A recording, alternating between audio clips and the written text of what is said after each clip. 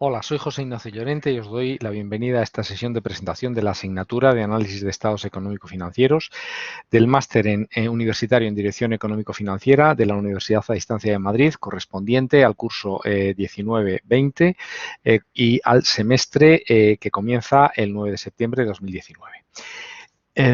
La asignatura tiene 4 créditos, es obligatoria y se incluye dentro del módulo de Análisis y Control. La fecha de inicio es el 9 del 9 y la fecha de finalización el 26 del 1. El profesor responsable de la asignatura soy yo, José Ignacio Llorente Olier, y podéis contactar conmigo a través de los siguientes medios. En primer lugar, a través del correo electrónico joseignacio.llorente@udima.es, también a través de las tutorías telefónicas los viernes de 12 a 13:30, en el teléfono 91 444 4920, extensión 4941. Asimismo, y es el medio que más se recomienda, podéis contactar conmigo a través del foro de tutorías de la asignatura. Este foro está dentro del aula virtual, os tenéis que suscribir al mismo, picando en él y darle a la opción de suscribirse al foro.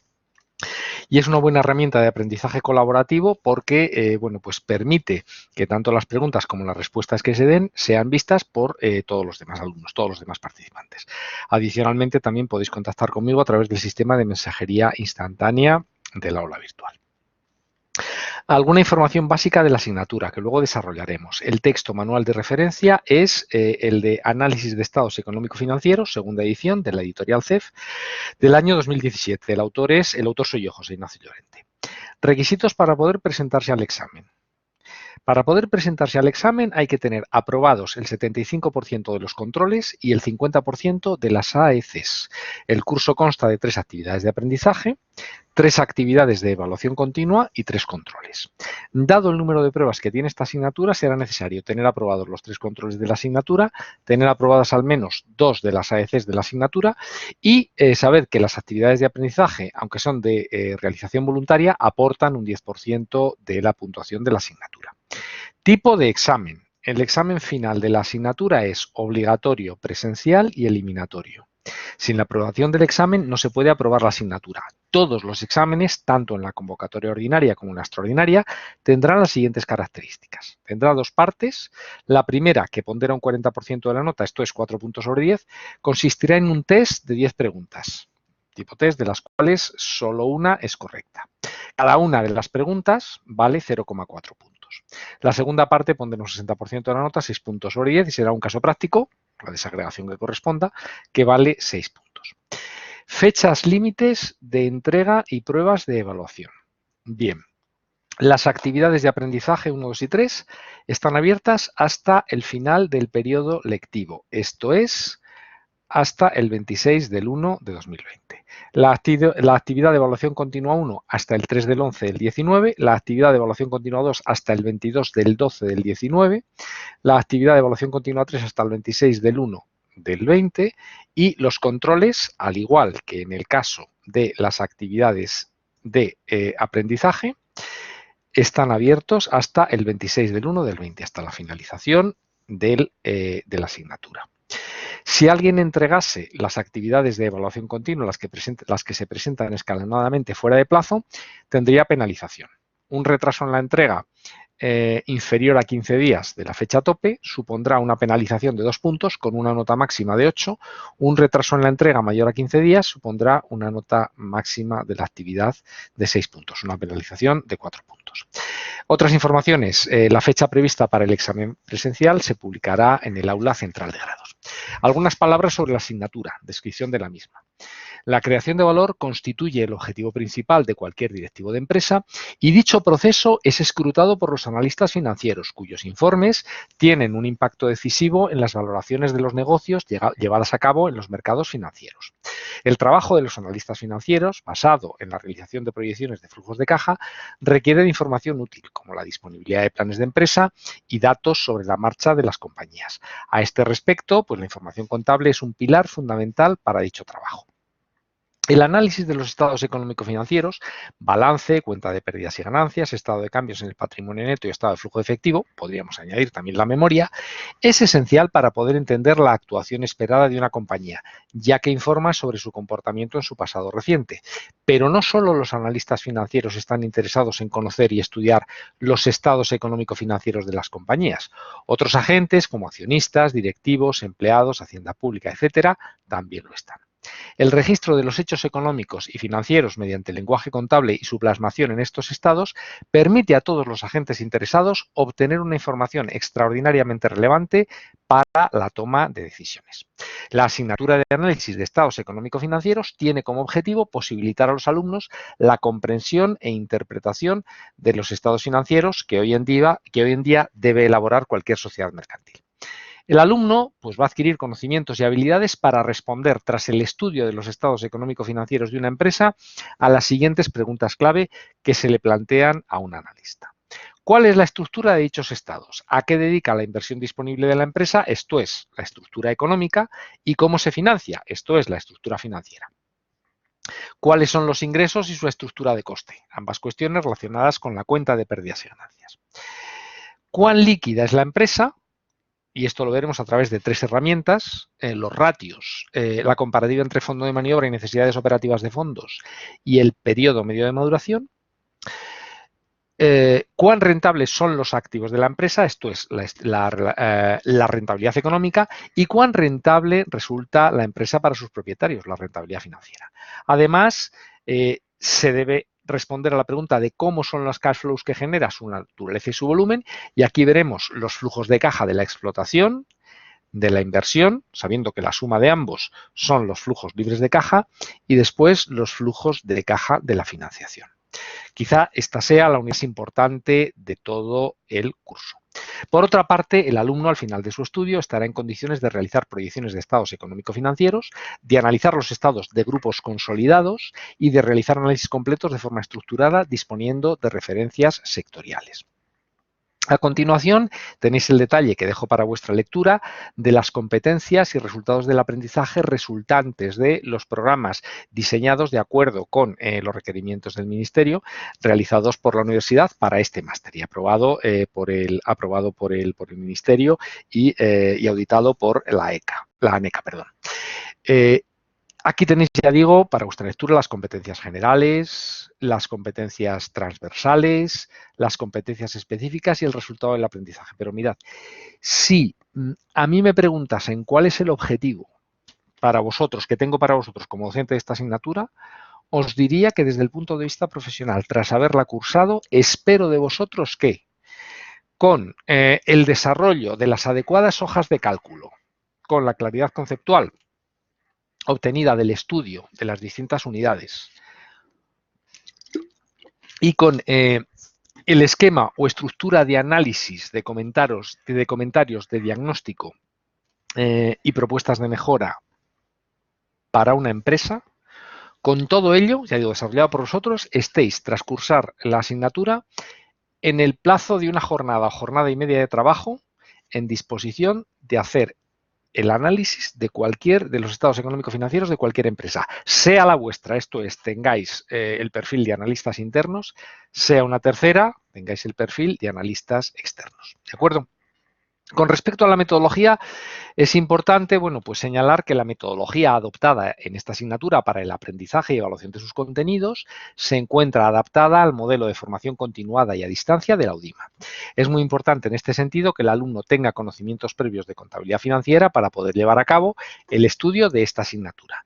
Se trata, pues, de una materia eminentemente práctica, por lo que el alumno, pues, debe simultanear la realización de los supuestos prácticos con el estudio de las unidades teóricas. Mirad, ahora vamos a hablar un poquito de los controles y las pruebas a realizar, que los he introducido antes, pero os diría que si bien la formación a distancia, pues por suerte ahora es mucho menos árida, mucho menos dura de lo que lo era hace 40 años, tenemos otros medios y la tecnología nos ayuda mucho. El secreto del éxito es el de dedicar tiempo de forma regular, el de estudiar diariamente. Estudiar es duro, hacerlo a distancia y compaginándolo con un trabajo es mucho más difícil, pero os diría que tenéis que dedicar tiempo diario. Pedagógicamente es mucho más importante dedicar media horita al día, aunque sea media hora, cuando uno pueda, que pegarse una panzada un fin de semana para presentar una actividad o encerrarse un fin de semana antes del examen. Pedagógicamente eso de verdad vale para muy, muy poco, ¿de acuerdo? Por tanto, desde ahora os animo a que hagáis este esfuerzo diario. Tenéis que realizar, primero que conocer y realizar todas las actividades planificadas en el cronograma de actividades didácticas y definidas en el sistema de evaluación. A efectos pedagógicos, las unidades 1 y 2 no son lectivas, son muy importantes estudiarlas, pero no son lectivas. En la primera, bueno, pues se da un repaso a lo que sería la cuestión central de la creación de valor y el papel del análisis de estados económico-financieros. Y en la unidad 2 lo que se hace es pues dar un repaso rápido a todos y cada uno, separadamente a todos y cada uno de los estados económico-financieros, balance, cuenta de pérdidas y ganancias, estado de cambios en el patrimonio neto, estado de cash flow y memoria, y también a la reforma contable que dio lugar al General de Contabilidad del año 2007. A continuación, la estructura de estudio se organiza en dos bloques. El primero corresponde a las unidades 3, 4, 6 y 7, donde se aborda el análisis del balance de la cuenta de pérdidas y ganancias, de la liquidez y de la rentabilidad. El segundo corresponde a las unidades 5, 8, 9 y 10, donde se aborda respectivamente el análisis del estado de cambios en el patrimonio neto, el estado de flujo de efectivo, el análisis integrado de estados económico-financieros y el análisis de estados consolidados. Las actividades a realizar, que he comentado antes, porcentaje que había que obtener para poder presentarse al examen, son 3 controles, 3 actividades de aprendizaje y 3 actividades de evaluación continua. Los controles, insisto, preguntas tipo test con 4 posibles soluciones, de las cuales una es correcta. Cada uno de los 3 controles tiene 2 intentos. El primero corresponde a las unidades 3 y 4, el segundo corresponde a las unidades 6, 7 y 5 y el tercero corresponde a las unidades 8, 9 y 10. Los controles no tienen límite de tiempo, se pueden hacer perfectamente bueno, con el material disponible en un momento determinado, contestar algunas preguntas, guardarlo sin enviar y luego volver a acceder. Eso sí, una vez que se ha accedido, pues ya queda registrada la nota que tenga cada uno. Siempre, siempre, siempre es muy importante que los controles se hagan después de haber estudiado la teoría de las unidades. Las 3 actividades de aprendizaje, todas ellas corresponden a las unidades 1-10. La primera es un foro de presentación en la cual el alumno pues, tiene que presentarse, comentar su trayectoria académica, su trayectoria profesional, el interés en el máster y en la asignatura. La segunda actividad de aprendizaje es una actividad colaborativa de construcción de un foro, un glosario, y en ese glosario pues cada alumno tiene que poner un término de los estudiados en la asignatura, pero tomando distintas fuentes y haciendo bueno, pues una definición propia. Y el tercero consiste en una prueba similar al control, es un test de aprendizaje con preguntas tipo test con 4 posibles soluciones, de las cuales solo una está, con la particularidad, que además de que es voluntaria, con la particularidad de que no hay límite de intentos. En los controles hay límite de 2 intentos, aquí no. Por tanto, se puede pues, uno entrenar de cara a lo que sería la realización ya pues, final del último test, del último control. Y 3 actividades de evaluación continua. La primera corresponde a las unidades 3 y 4, donde el alumno tendrá que elaborar y analizar posteriormente un balance y una cuenta de pérdidas y ganancias. La segunda corresponde a las unidades 6 y 7, donde tomando como base el balance y cuenta de pérdidas y ganancias elaborados en la primera actividad, tiene que realizar el análisis de la liquidez y de la rentabilidad de esa compañía. Y la tercera actividad, también tomando como base el balance y la cuenta de pérdidas y ganancias de la primera actividad, el alumno tendrá que elaborar y analizar un estado de flujo de efectivo. ¿De acuerdo? Desde la primera semana tenéis que conocer el detalle de la guía docente con su planificación de actividades y acceder al aula virtual. No obstante, yo os voy a enviar todas las semanas un mensaje con las pruebas y actividades a realizar. Por tanto, ya digo, tenéis que suscribiros a los foros. Las dudas y tutorías, ya digo, aunque se pueden plantear a través del correo electrónico, a través de las tutorías telefónicas y a través del sistema de mensajería, pues la idea es que utilicéis lo más posible los foros como método de aprendizaje colaborativo. El requerimiento temporal para el estudio, para que os planifiquéis. El estudio de la teoría, pues debe ocupar en torno a unas 40 horas. La realización de controles, actividades de aprendizaje y actividades de evaluación continua, 45 horas. Y finalmente la preparación del examen final, un tiempo adicional de 15 horas. En cuanto a los materiales didácticos, además del libro antes citado, disponéis en el y de la carpeta con supuestos, que son voluntarios, disponéis además de, por una parte, una bibliografía aquí presente de libros interesantes por si queréis profundizar. Si alguien tiene, bueno, pues alguna idea específica o alguna necesidad específica, pues que me lo comente y le puedo informar u orientar acerca de bibliografía complementaria. Y además de lo que sería puramente el libro de texto y la carpeta, tenéis en el aula virtual, por una parte, en PDF, para quien le guste estudiar en lo que sería en tableta o en pantalla, las distintas unidades del libro de texto. También tenéis presentaciones, que son PowerPoints pasados a PDF, de y cada una las unidades del libro de texto, de las lectivas. Tenéis también hojas de cálculo y tenéis vídeos, hangouts, pues tanto para la preparación de las actividades como pues de distintos temas, como los porcentajes, la elaboración de porcentajes o las rentabilidades. Por tanto, todo ello debe ser complementario, insisto en esto, complementario de lo que sería el principal esfuerzo, que es el estudio del libro de texto.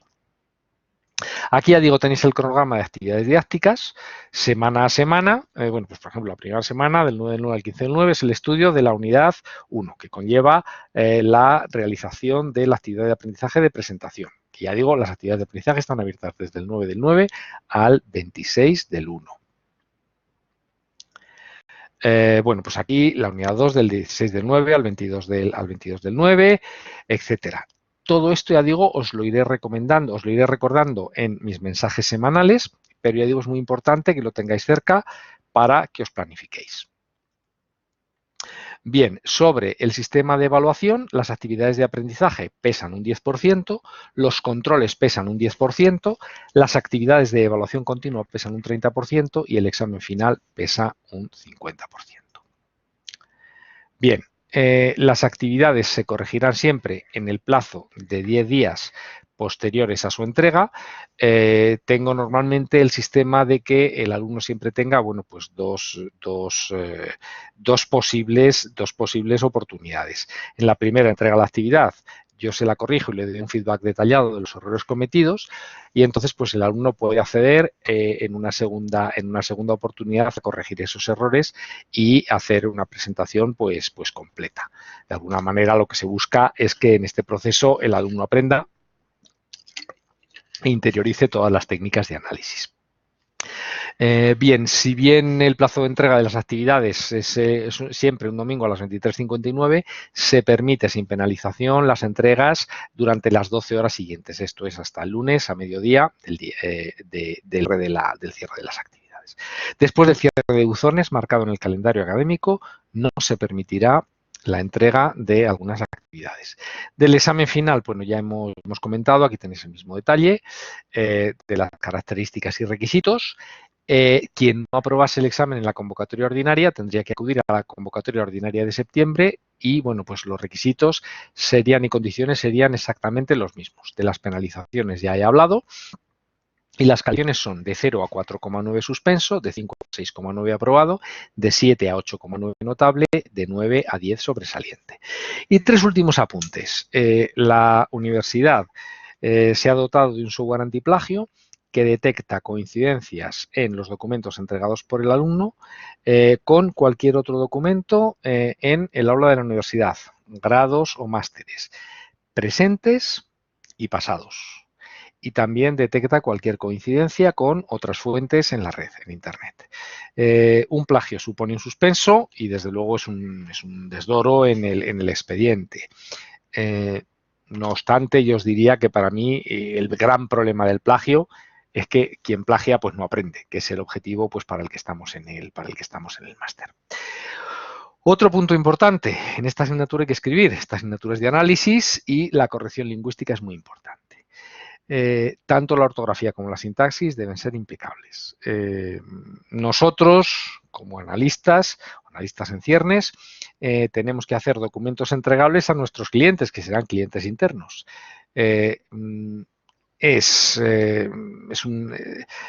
disuade, desde luego, a quien está leyendo un informe, aunque su contenido sea muy bueno, faltas de ortografía o faltas de sintaxis. Por favor, tened mucho cuidado al respecto. Cuando hagamos sesiones Blackboard, bueno, pues simplemente sabéis que el alumno al participar está dando implícitamente su consentimiento para ser grabado y para que quede su participación. Y finalmente, en las semanas antes del examen, la unidad técnica de calidad de la universidad os enviará un enlace para que participéis en una encuesta de satisfacción, en la cual, bueno, pues opinéis sobre la calidad de la asignatura, de los materiales, del profesorado, de metodología, etcétera, y del resto de las asignaturas del máster. Es muy importante que lo hagáis porque para nosotros es la manera de aprender y de mejorar. No obstante, también os comento, cualquier duda, cualquier cuestión que tengáis relacionada con el máster y con la asignatura, no esperéis a la semana o las 2 semanas antes a rellenar la encuesta. Planteadla en primer lugar al profesor correspondiente, planteadla al jefe de estudios, etcétera, de tal manera, bueno, pues que podamos digamos, mejorar y corregir las situaciones que se planteen. Sois alumnos y por eso vais a ser exigidos, pero también sois clientes y merecéis el mejor trato por parte nuestro. Y por